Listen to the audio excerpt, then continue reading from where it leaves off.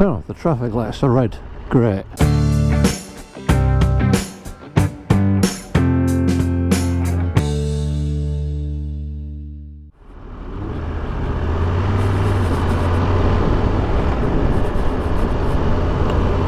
Good morning and welcome back to the channel. Sorry that it's been a bit quiet on the content front. Busy at work and other things going on.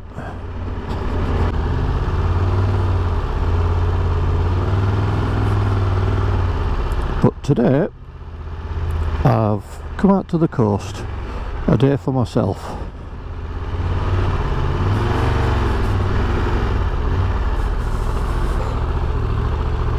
I've come out to Scarborough.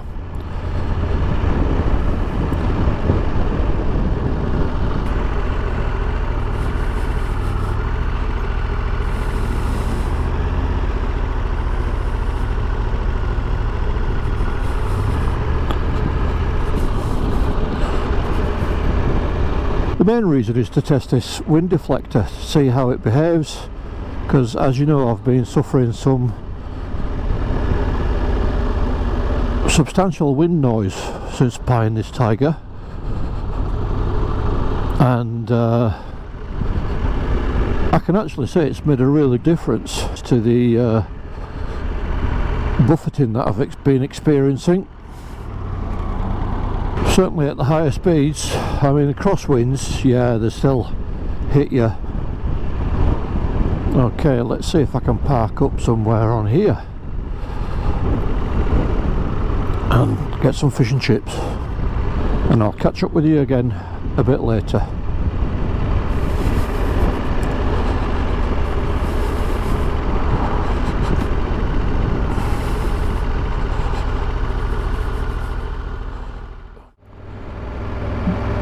So I had a nice lunch and now I'm just heading down the coast to Bridlington.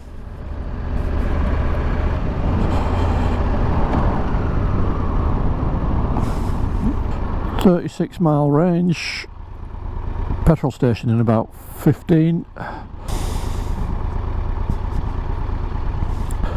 Should be fine. Certainly the wind deflector's made a big difference. Over the past few days I've done a number of ride outs, and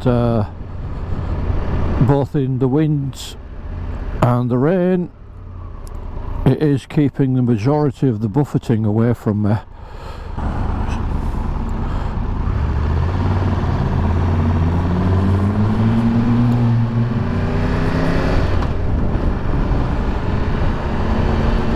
Yeah, riding over the last couple of days in the wet weather and some high winds, certainly noticed the wind deflector, even in the lowest position, was clearing the wind blast, and I'm not being buffeted as much. So much so that the visor was actually still covered in rain because it was beading, and the wind deflector was doing such a good job that there was no air blast directly at the visor, so I was having to lean off to one side to clear that down.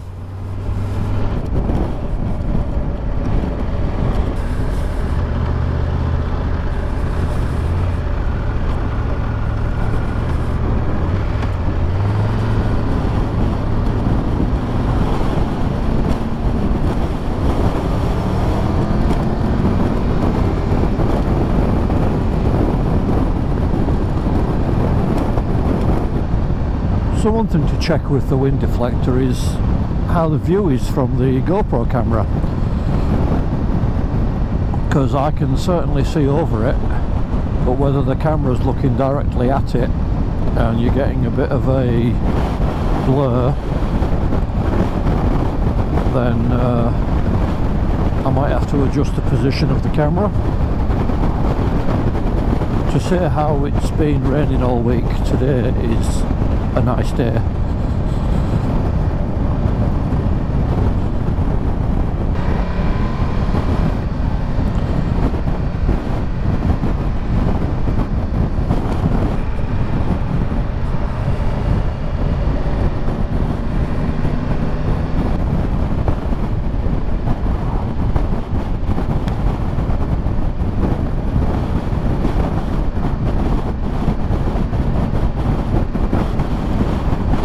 Kestrel.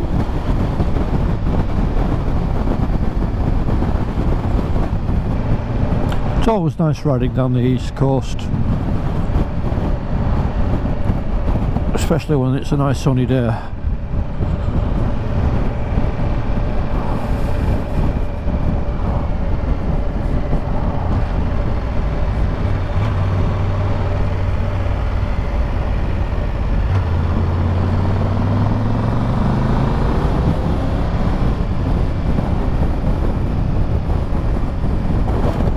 See if I can make it to this petrol station. 1 bar left. It says 32 miles, but we'll see how accurate that is. With a 30 litre tank, it's been quite a good runner for distances.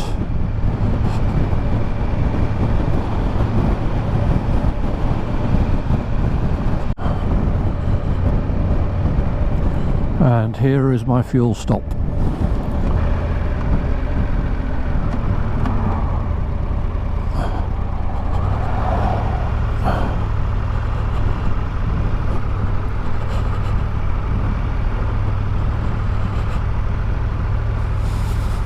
Diesel spillage. Perfect. I'll catch you when I've paid for everything.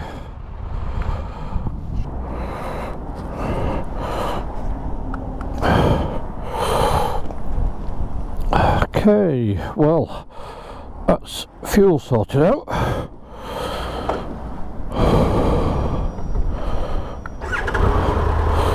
Just reset the trip, 304 miles. Brilliant. Okay.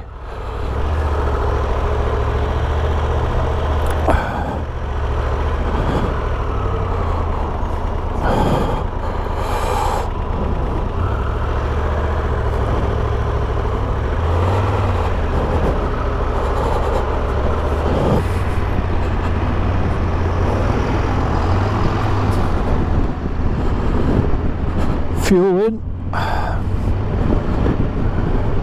full tank, 30 litres, just over £40, which is expensive, but it was the E5. Now if I remember rightly, somewhere around this bend is the turn off.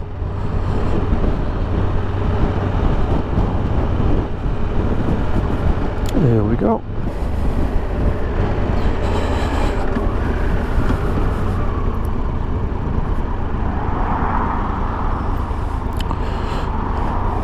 Oh, temporary traffic lights, how joyous. Again.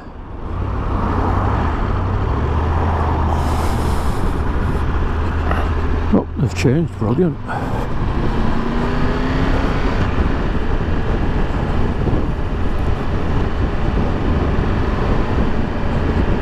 Can have a nice run on to Seaways Cafe.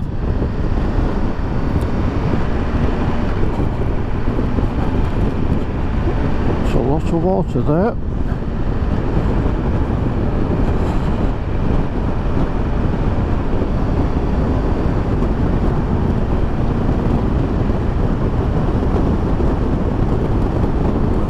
Yeah, I can certainly notice it with the wind deflector, because without I'd be buffeted quite a lot, and it'll be interesting to hear what the audio is like on the GoPro, to see if there's a lot of wind noise, because I've suffered badly with wind noise on recordings, especially on this Tiger.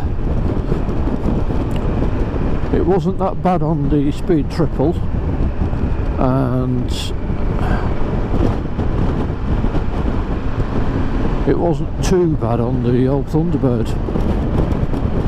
So other accessories I'm wanting to put on the bike, I've actually purchased some Triumph Trekker luggage and the racking system. It's the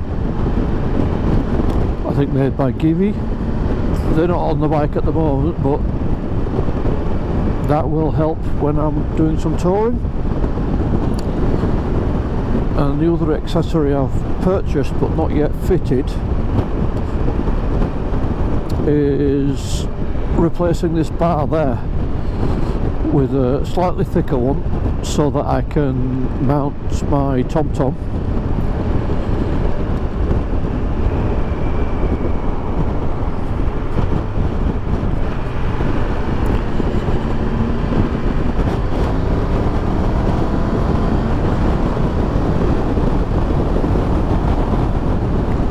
And it's not even in sport mode.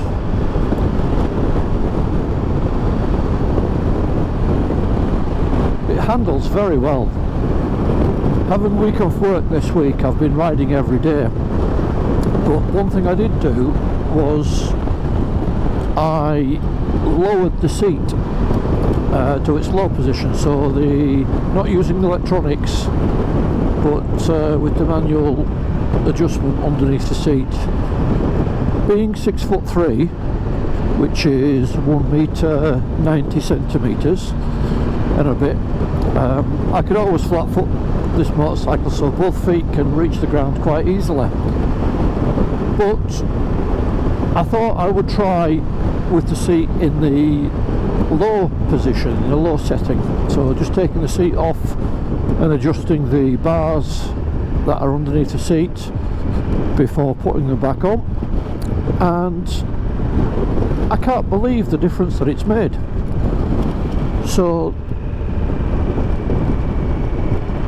I've always felt that the bike is top heavy. When I first got it, even you know, we're not talking with the fuel tank full, even with the fuel tank empty or nearly empty, I've always thought the bike was top heavy. Now with the seat in the low position, it's obviously dropped it a couple of centimetres, something like that. I'll put it on screen, the exact amount, but it just makes, for me, it makes a big difference with the riding. It doesn't fit, the bike doesn't feel top heavy anymore.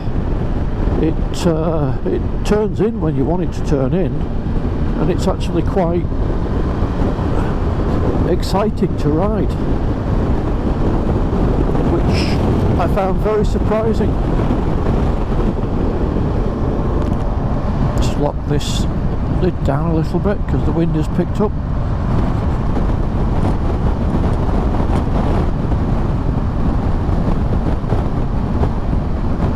So yeah, with the seat in the low position, it's just made a big difference with regard to how the bike feels when I ride it.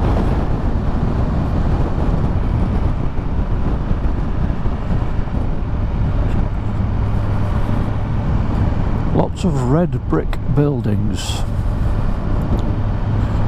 You'd think you're in Lancashire.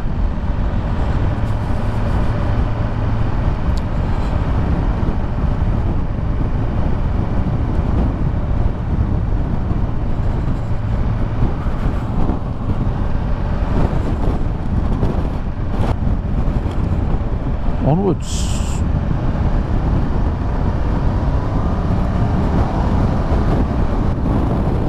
Heading off back home now.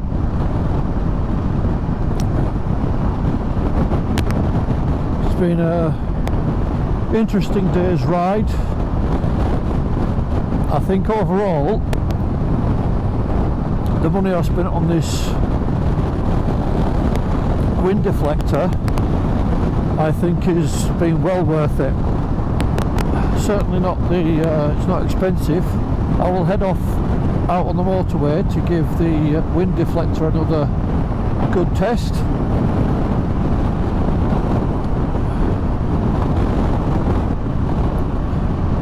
Certainly looks a bit hazy down here.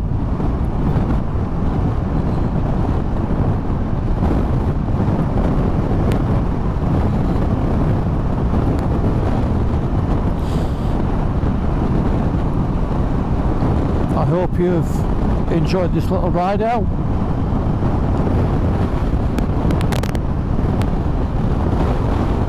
See you all again soon. Take care. Thank you for watching.